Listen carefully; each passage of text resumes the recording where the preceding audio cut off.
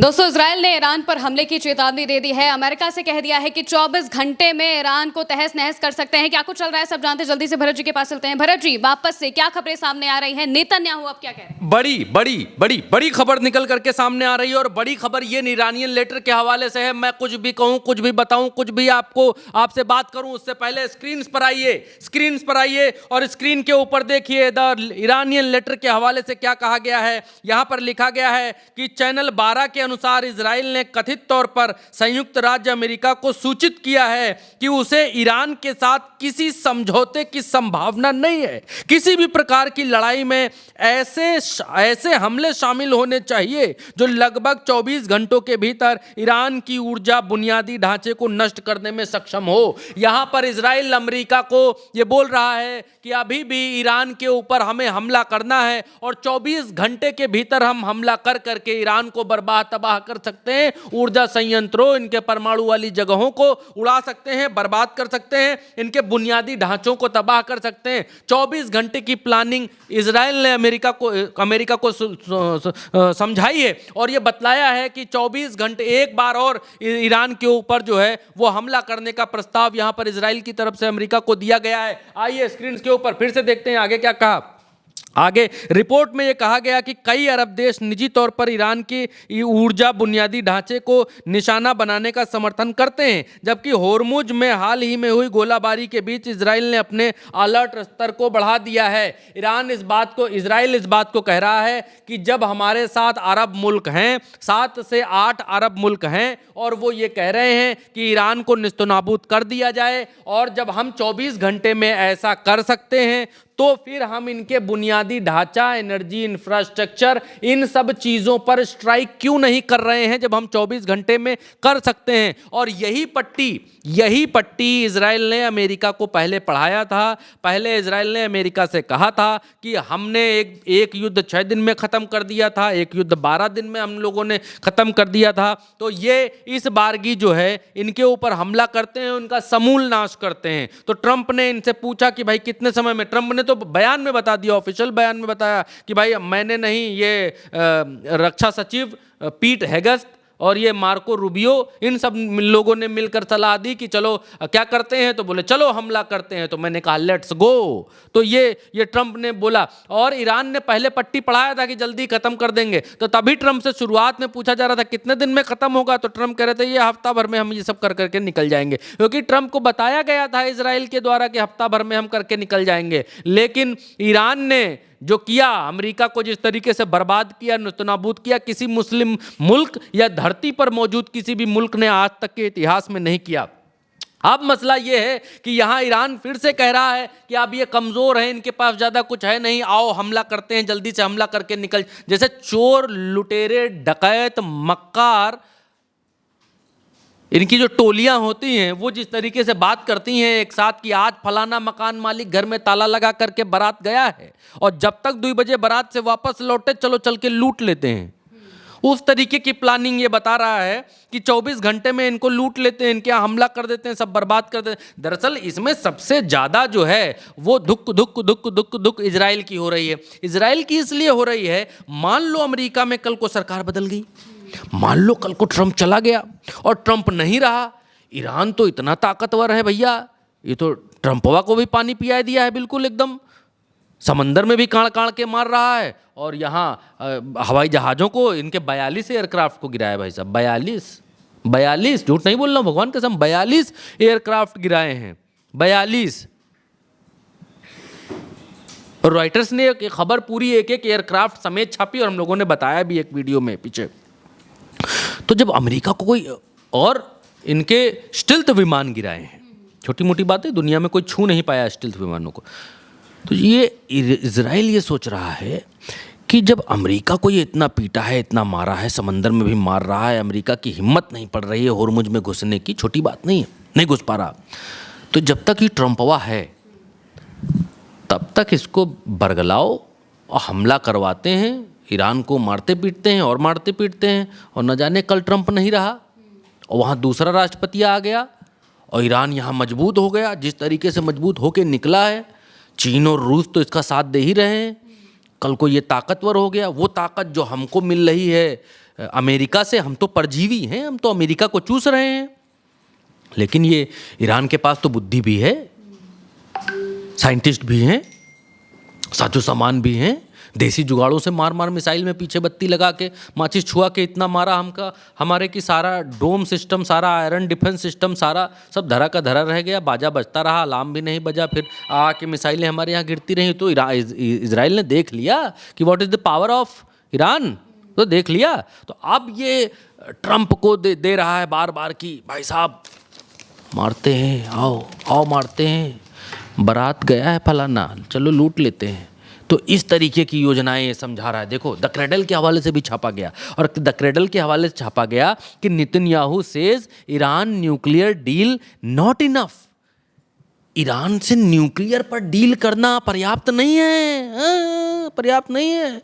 Without full dismantle, यानी सिर्फ परमाणु के ऊपर मत करो कि इनका हम यूरेनियम ले लेंगे और चलते हैं, इनका हम परमाणु निशस्त्रीकरण करा देंगे चलते हैं, ना ना, सब खत्म करो, सब इनका मिसाइल भी ख़त्म करो, इनका जो है बाकी क्या खुर्रम शहर 1, खुर्रम शहर 2, पता नहीं कितना खुर्रम शहर बना रखा है, ये सब ख़त्म करो। इनकी जो दूसरी मिसाइलें हैं उनका सबको भी मारो पीटो। इजराइल की पहली बार यूं हो रही, कांप रहा है भीतर से इजराइल।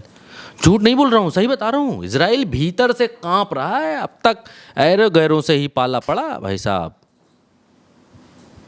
और इजराइल ये चाहता है कि ये संधि किसी भी हालत में होने ना पाए, जो संधि होने जा रही है कभी इस्लामाबाद। और खबर ये आई कि पहली बार जब इस्लामाबाद के भीतर बैठे ये इजराइल, अमेरिका वाले और ईरान वाले, तो ये नेतन्याहू की तरफ से फ़ोन गया, तमाम सारी वेबसाइटों ने छापा कि फ़ोन गया, और ईरान की तरफ से बताया भी गया।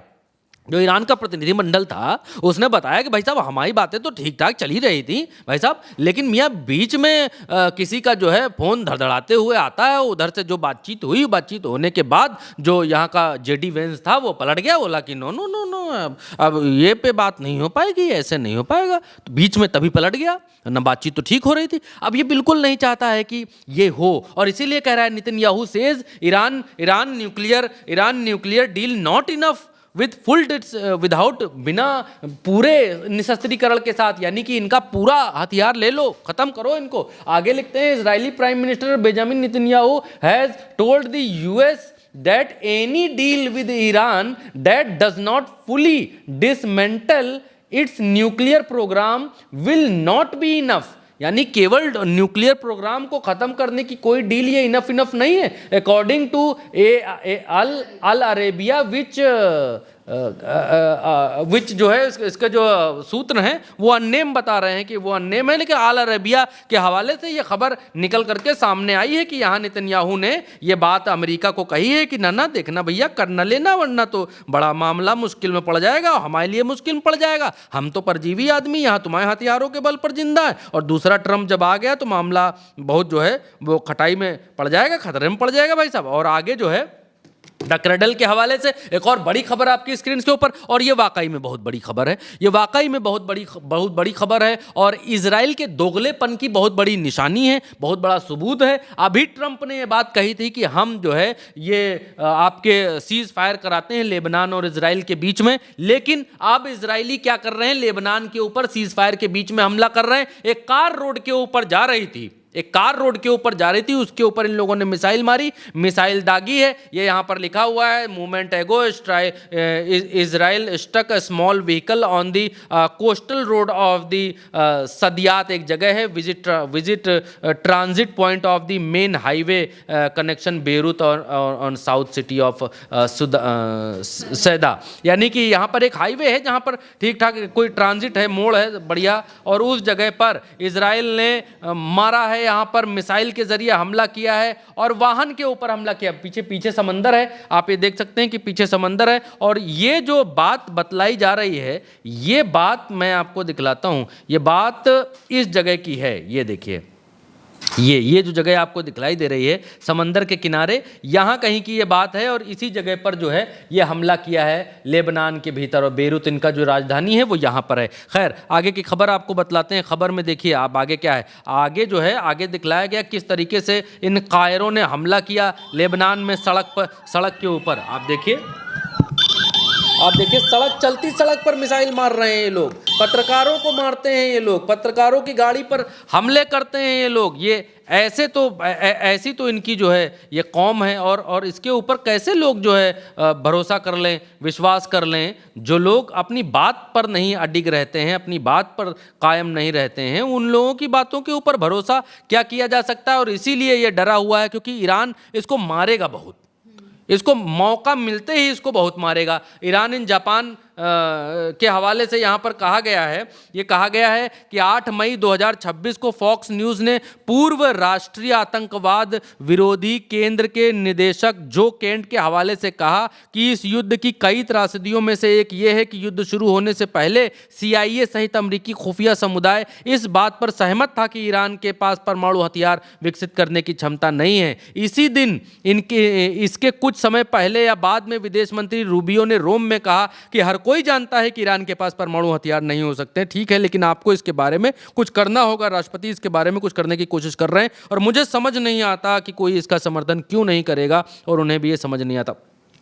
मसला ये है कि ईरान इन जापान इनकी जो एम्बेसी है उसके हवाले से इन लोगों ने ये कहने का प्रयास किया है, ये कहने का प्रयत्न किया है कि ये वही अमेरिकी हैं जिनका विभाग ये मानता है कि हमारे पास परमाणु नहीं है, जिनका विभाग ये मानता है कि हमारे पास यूरेनियम भी नहीं है, लेकिन वही अमेरिका हमारे ऊपर हमला भी करता है और कहता है यूरेनियम लाओ, परमाणु लाओ, और हम तुमको बनाने नहीं देंगे। यानी कि ये झूठे हैं, मक्कार हैं, बेईमान हैं। ये फर्जी हमारे ऊपर हमला करने के लिए एक ब्लेम सेट कर रहे हैं कि हम आपको क्यों मार रहे हैं। जैसे आप रोड जा रहे हैं तो आपको मारने का भी तो कोई कारण होना चाहिए, इसीलिए सामने वाला आता है, आपसे टकरा जाता है, फिर कहता है आपसे अरे अंधे हो क्या, क्यों टकरा जा रहे हो। तो आप कुछ कहेंगे ही कि भाई साहब आप हमसे आके टकराए हैं, फिर आप चट्टा मारेंगे, बोलेंगे ऐसे बात करता है। तो लड़ाई करने की कोई वजह होनी चाहिए। अमेरिका के पास कोई वजह नहीं थी, कोई वजह नहीं थी, सिर्फ और सिर्फ इजराइल का डर था। इजराइल यूं कांप रहा था बढ़ती हुई ईरान की ताकत को देखकर, और उसको लगा था खामनेई को मार देंगे। प्लान ठीक था, थे बुद्धिमान ये दोनों, प्लान ठीक था इनका। इनको लगा कि भाई खामनेई को मार देंगे, पूरा प्लानिंग भी की, मोसाद सबको लगा के सारा CCTV हैक वैक करके इन लोगों ने पता लगाया कहाँ पर खामनेई बैठते हैं, कब कितने बजे बैठेंगे, उसी समय मारी मिसाइल, शहीद कर दिया। इनको लगा राजा गया प्रजा भी गई, लेकिन ये नहीं भाप पाए थे कि ये होगा, ये होगा। लेने के देने पड़ जाएंगे, जो असली लेने के देने पड़ जाएंगे कहावत है, वो इसी की है कि ये आए तो थे कुछ और लेने, लेकिन इनको देने पड़ गए।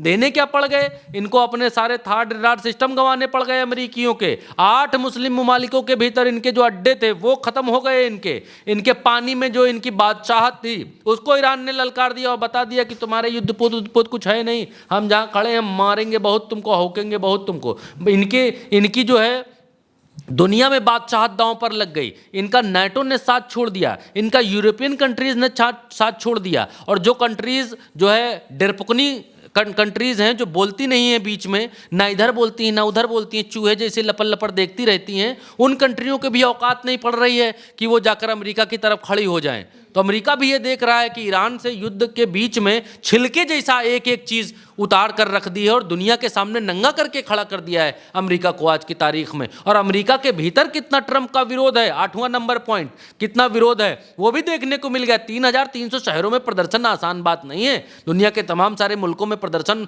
होना ट्रंप के खिलाफ आसान बात नहीं है। नो किंग प्रोटेस्ट जो हुए वो आसान बात नहीं है। इनकी संसद के भीतर 90 पॉइंट संसद के भीतर इनके खिलाफ मोशन लेकर के आ गए कि हम ट्रंप को हटाओ।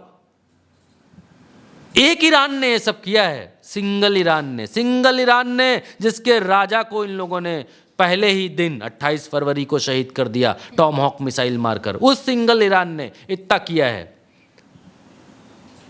जो विश्व में कोई कभी नहीं कर पाया है, इतिहास में कोई कभी नहीं कर पाया है, हिस्ट्री में कोई कभी नहीं कर पाया जो ईरान ने करके दिखा दिया है।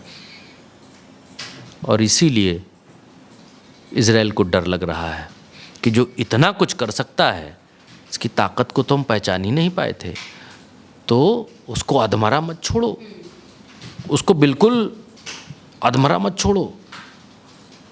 वो घायल है इसलिए घातक रहेगा। पिक्चर में बोला, जो अभी कुछ दिन पहले आई थी, कि घायल हूँ इसलिए घातक। ईरान के ऊपर बिल्कुल फिट बैठता है कि वो घायल है इसलिए घातक है। इजराइल ये नहीं चाहता है कि उसको घायल छोड़ा जाए। बिल्कुल, यानी कि इजराइल के अंदर इस बात का डर है कि अगर ईरान को ऐसे ही छोड़ दिया गया तो वो कल को उसे और ज़्यादा बुरी तरीके से मार सकता है। इस वजह से वो अब डोनाल्ड ट्रंप पर प्रेशर बना रहे हैं कि वापस से जंग शुरू की जाए और एक ही हमले में ईरान के एनर्जी इंफ्रास्ट्रक्चर को तबाह कर दिया जाए, जो कि वो पहले भी कह रहे थे और कर नहीं पाए थे, और इस बार भी वो उसी बात का दावा कर रहे हैं। फिलहाल के लिए मेरी यानी महिमा के साथ इस खबर में इतना ही। आप देखते रहिए उल्टा चश्मा यूसी।